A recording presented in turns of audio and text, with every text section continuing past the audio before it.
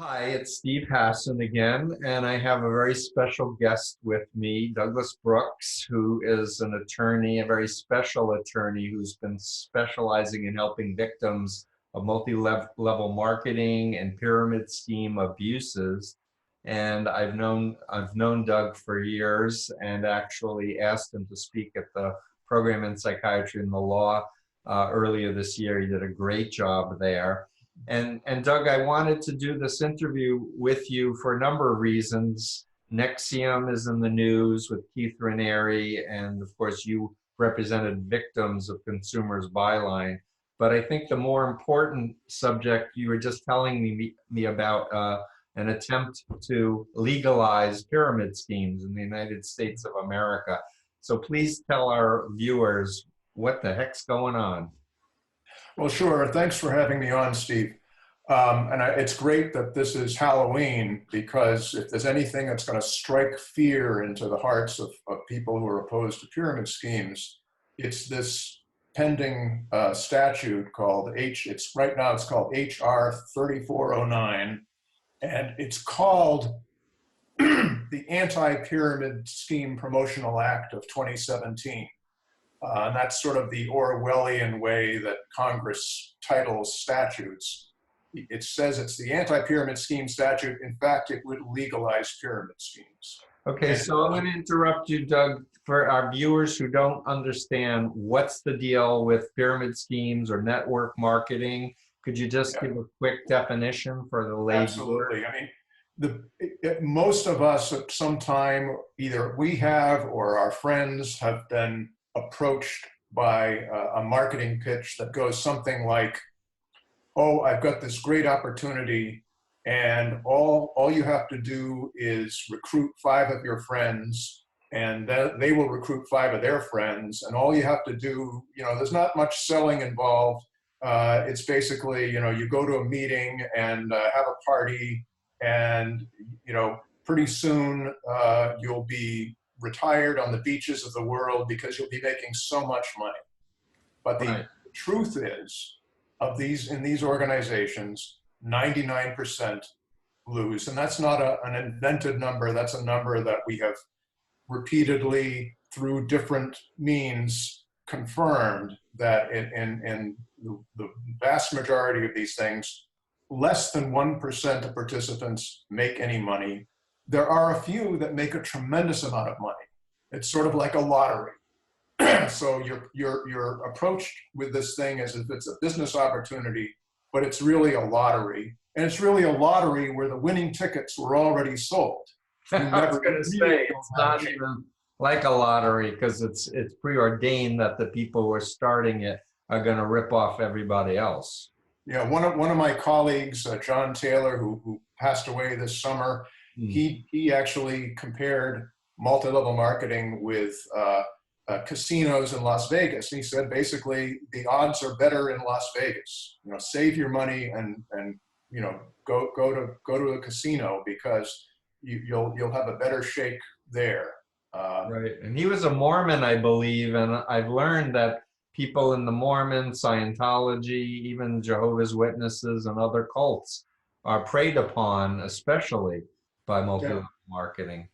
Well, Mormons, and John, who was a devout Mormon himself, realized that there was an appeal there, because you are, if you're a faithful Church of Latter-day Saints member, one of the things you do is you go on a mission, and you are taught how to evangelize and explain your faith, and you get taught basically sales techniques. You get taught, and you learn how to face rejection, and you learn how to respond to objections. Exactly. So there's sort of this ready-made talent pool in Utah for people that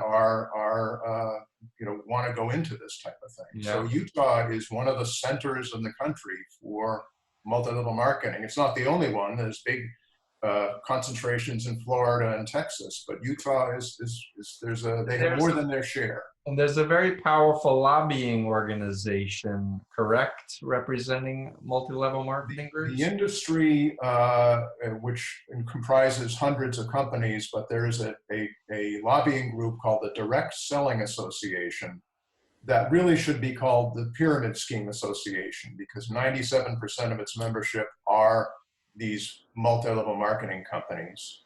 And And they want to portray themselves as direct selling. And direct selling is, the old door-to-door, vacuum salesman or encyclopedia salesman. Direct selling, I have no problem with. It's as American as apple pie.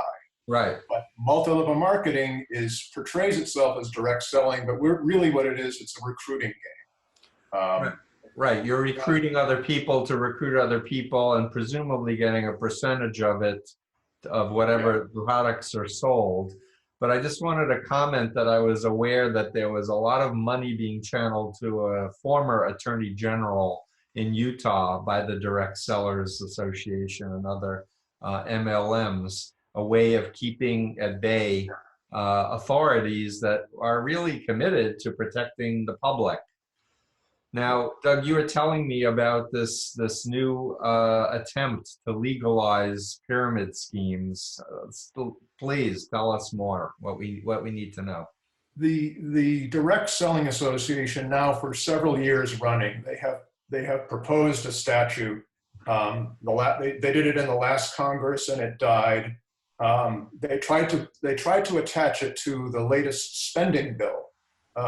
It was Representative Molinar actually successfully at one point had attached this statute to a spending bill. So in other words, if you pass the whole multi-billion-dollar spending bill, you also pass this promotional pro-pyramid scheme act. That failed, thankfully, but there still is this pending statute that has I think at this point, 47 co-sponsors. Wow. I did meet with some staffers at Congressman Kennedy's office. I happen to be lucky enough to be in his district, and he sits on the subcommittee that was assigned this bill. And they told me that where we really should start to worry seriously is when they get up to 100 co-sponsors. So I am monitoring the situation, and he's my congressman too, by the way, Doug. Yeah. So if you ever want a meeting with me too, let me know. One thing I'd like to communicate to your listeners, if they're able to do this, and if you Google HR 3409. One of the hits will be to a website called GovTrack. And if you go to that link, you will find a list of co-sponsors. Check that list and see if any of them are your congressman.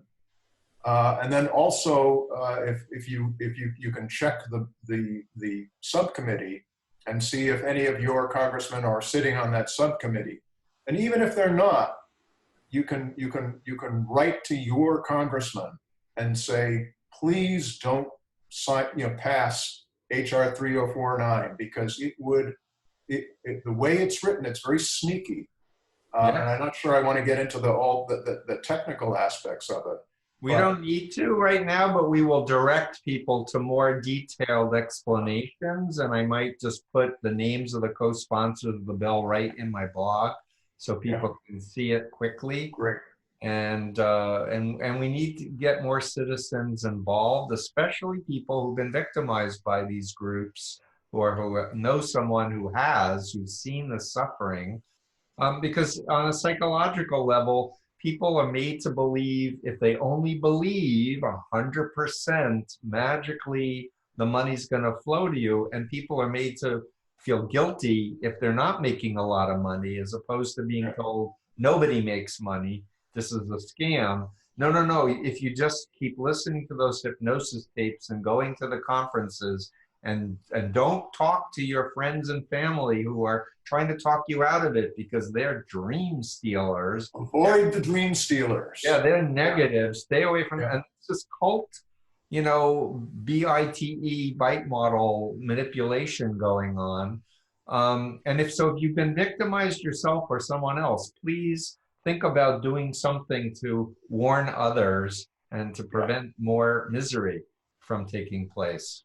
It's really important that you say that because the FTC has studied different types of fraud. And one of the things that they've concluded is that victims of pyramid schemes are the least likely to make a complaint as opposed to any other type of fraud. And there, I believe there's a number of reasons for this, but one of these things is people are conditioned from the beginning to believe that if they fail, it's their own fault. They've Right. been The trying. ideology, there's no such thing as a victim, is part of the sneaky mind control stuff that a lot of cults use, actually. Yeah. So, and what I've seen is that people think that they're the only ones. People think, but once they realize that there are other victims out there, Right. then they realize, oh, it wasn't my fault. I never really had a chance, and this thing should be illegal. And you shared a very good link with me that I'm going to add to the blog of a Canadian series called The Dream about Actually, it's not a that Canadian series was the Nexium one. Oh, I apologize. But no, it's all right. There, but the one called The Dream, boy, they're former NPR people. That's both of those are excellent I'll podcasts. put both links in there. Yeah. Thank you. So talk to me about Trump and Betsy DeVos and Ben Carson. You were telling me about them. Well, all of them are former MLMers. Trump was a spokesmodel for an MLM called ACN. And there was also, he also had his own MLM for a while called the Trump Network, which of course failed like many of his ventures. And Ben Carson was a spokesmodel for an MLM called Manatech. And Betsy DeVos, of course, her husband is the high muckety muck of Amway, and Amway is the great granddaddy of all MLMs. Basically, every MLM that you look at is modeled to a certain extent after Amway. And it's been found guilty over and over again and had to pay hundreds of millions of dollars in fines, but they continue to not be as healthy as they should be. Yeah, they are. They continue to exist, and they continue to rip off people, and they are so politically ensconced, and they have been that way since the 1970s. I mean, this industry, if we can call it that, is very politically connected. They have from the get-go. They have spread a lot of money around. Typically, most of the time, it's been to the GOP. Lately, they have spread it a little bit amongst some Democrats, but mostly it's among the Republicans, and they sort of bank on the anti-regulation, free market, let people, don't protect people from making stupid decisions. That sort of wing of the Republican philosophy. Well, as I hear you talking, I'm remembering some interviews about Donald Trump. The most recent, I read the book by Omarosa, his apprentice and a member of his cabinet for a term. But she said that he thinks of people as predators or prey. Yeah. And so when he thinks of people, it's like, what can I eat them for dinner? Yes. You know, and if you can't eat them for dinner, then he may respect them as a fellow predator, as a fellow dictator, or whatever, as he's shown he likes strong arm political leaders. And it's just so opposite American values. It's so opposite the idea of freedom and human rights and all the things that I grew up wanting to believe America was about, as opposed to laissez-faire capitalism, where you just rip off anybody you want and get away with it. That is a philosophy tailor-made for the pyramid scheme industry. I mean, you couldn't have said it better. It's just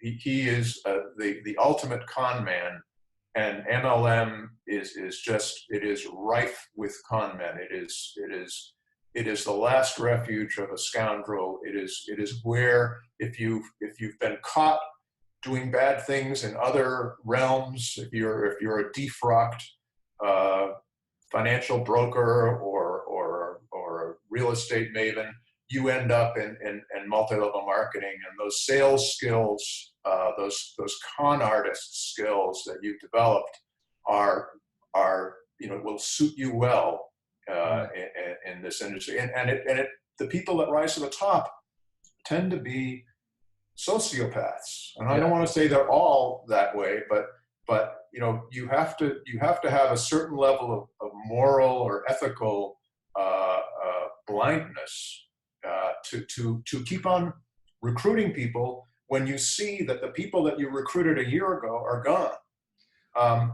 Herbalife, for instance, there are some publicly available statistics that at the beginning of the year they'll say we have 4 million distributors. During the course of the year, we recruited 950,000 distributors. At the end of the year, they have 4 million distributors. What the hell happened? They recruited 950,000 people, but they lost 950,000 people. So there's this constant churning and churning. Revolving door of the people at the top are always the same. Right. But the bottom is people get in, they lose a few hundred, maybe if they're lucky. If they're not lucky, they'll lose a few thousand or tens of thousands. Right. So I want to emphasize a point. For my regular viewers have heard me say this over and over again, but with MLMs, there is no informed consent. The deception that's being used is a critical aspect of the mind control. And they're selling a fantasy image of you on yachts with Rolls Royces or whatever you're interested in. They're getting you to believe in that image, focus on that image, and really what is happening is reality testing and critical thinking skills and connection to family and friends who do care about you and are trying to say, you're spending all this time, why? Or how much money have you spent, how have you actually made in the last 3 months, and how much have you spent?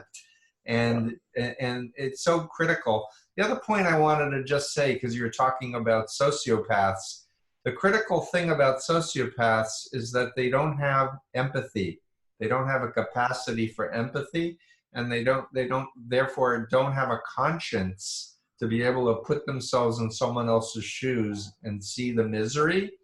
So for them, it's all about a game, like how much money can I make, or how many toys can I accumulate over any other substantial human value, like helping people rise up from poverty, or the detrimental effects that are caused by people trusting them and trusting their lies, and then realizing that they were,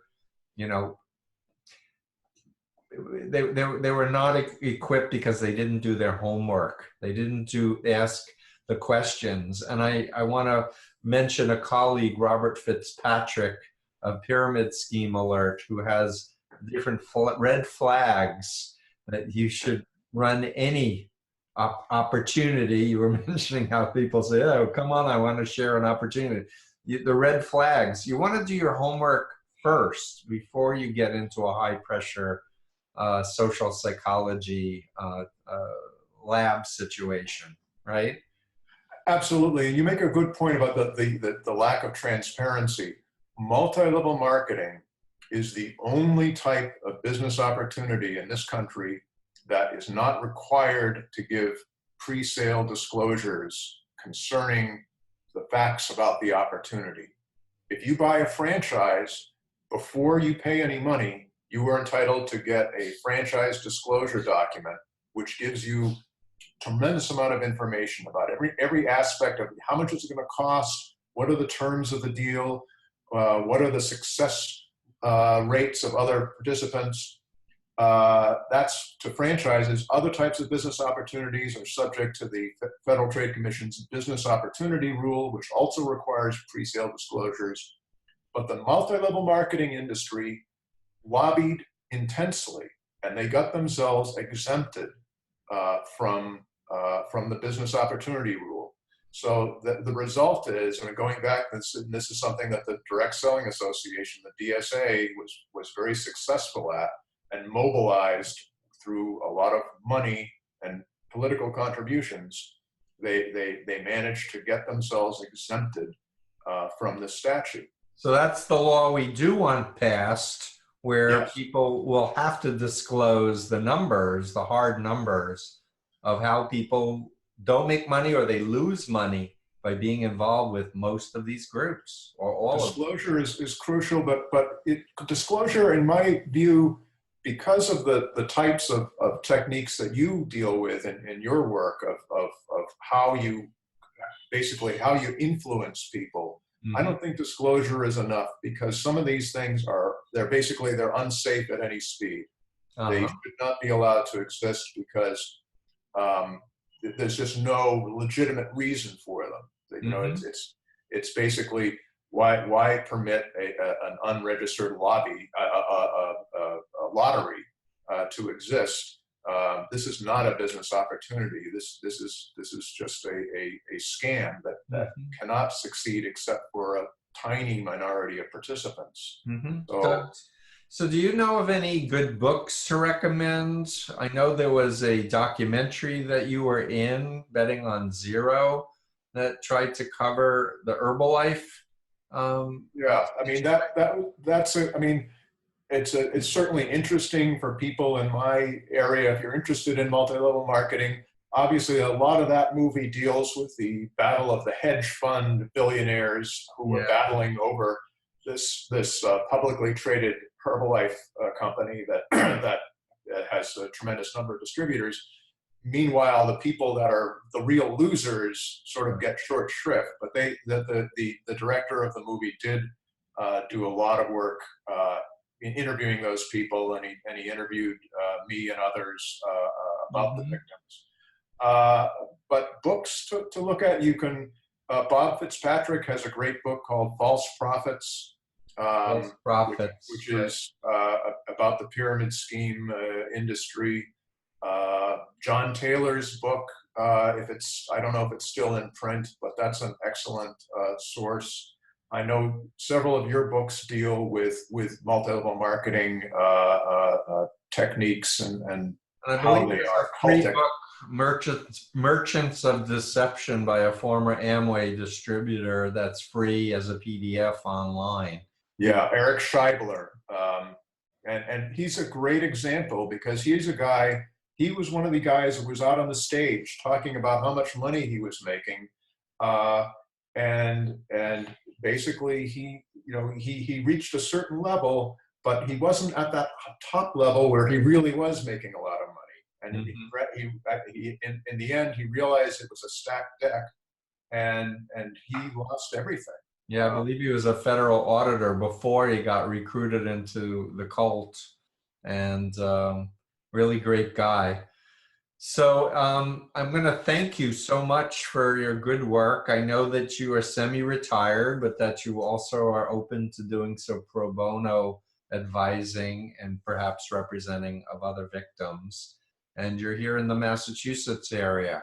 So, yes. And we'll put contact information up where people can contact my office if they want to interact with you more. So thank you very much, Douglas. Well, thanks, Steve. My pleasure. Let's try to get this law subjected to the light of day, so it doesn't get, this proposed legislation will not become law, I should say. Yes. HO 3509. Is that what 3409. HR 3409. Got it. Thanks so much. Take care. Steve. Okay. Bye.